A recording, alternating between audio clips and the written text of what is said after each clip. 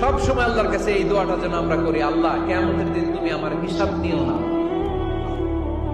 আল্লাহ তুমি আমার বিচার বসিও না, আল্লাহ তুমি দয়া করে আমারে মাফ করে দিও। আল্লাহ যার বিচার করবেন ও জাহান্নামে যাবে, আর যার বিচার করবেন না সে জান্নাতে যাবে।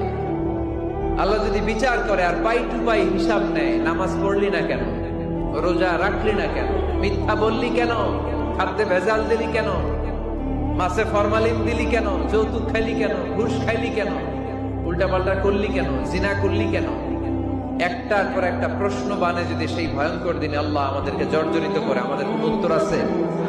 সেদিন আমাদের বাঁচার কোন উপায় আছে? তাই আমরা সবাই আল্লাহর কাছে দোয়া করবো, আল্লাহ কোনো বিচার টিচার মানি না, কোনো বিচার করতে পারবো না, দয়া করবা। কথা কয় না? কি করবে? এবার আওয়াজ করে বলেন, বিচার চান না দয়া চান?